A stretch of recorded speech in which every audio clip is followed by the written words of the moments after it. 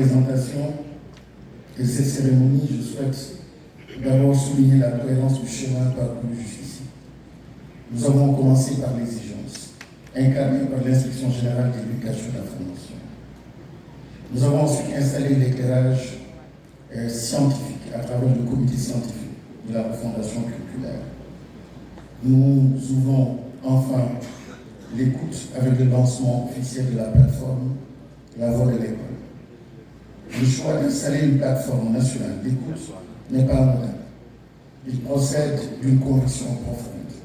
Une école qui ne s'écoute pas se fragilise. Une école qui sait écouter et qui sait s'écouter se transforme sans se perdre. L'écoute que nous instituons aujourd'hui n'est ni spontanée ni désordonnée. Elle est structurée, organisée et orientée vers l'action. Elle vise à rapprocher la décision publique de la réalité vécue dans les classes, les établissements, les territoires, les familles et l'ensemble des espaces éducatifs, y compris les gares. La plateforme La Voix de l'école permettra de recueillir de manière sécurisée et méthodique les expériences, les perceptions et les propositions des acteurs du système éducatif. Cette parole ne sera ni décorative ni instrumentalisée. Elle constituera une matière utile, analysée par les instances compétentes, éclairée par la science et intégrée dans le processus de décision, dans le respect des responsabilités institutionnelles. Mesdames et messieurs, ce choix d'ouverture et de transparence traduit une certaine idée du leadership public. Un leadership qui ne se confond pas avec la verticalité de la décision, mais qui assume l'humilité de l'écoute, jusqu'à la transparence comme condition de la qualité de l'action publique.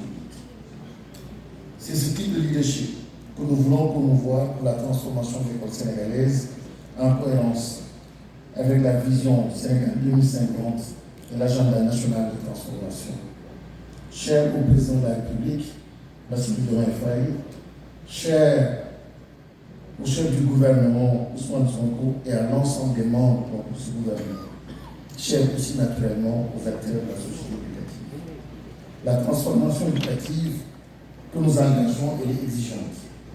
Elle demande de la constance, de la rigueur du temps. Elle ne se décrète pas, elle se construit. Elle se construit avec l'inspection générale, avec le comité scientifique, avec les hauts référents, avec les enseignants, les inspecteurs, les apprenants, les syndicats, la société civile, les familles, les collectivités territoriales et l'ensemble des partenaires de l'éducation. Mesdames, Messieurs, je tiens à remercier l'ensemble des acteurs qui ont contribué à la préparation et au déroulement de cette cérémonie. Je salue particulièrement l'engagement des équipes du ministère, l'inspection générale et les partenaires mobilisés. Je veux enfin inviter chacune et chacun d'entre vous à faire vivre la plateforme La Voix de l'école avec responsabilité, mesure et sens de l'intérêt général. Qu'elle soit un espace de parole juste, un outil de discernement collectif et un levier de maturation de notre système éducatif. En procédant officiellement au lancement de la plateforme La Voix de l'école, j'invite l'ensemble des acteurs du système éducatif à s'approprier cet espace d'écoute et de discernement collectif au service de la transformation de l'école. Je vous remercie.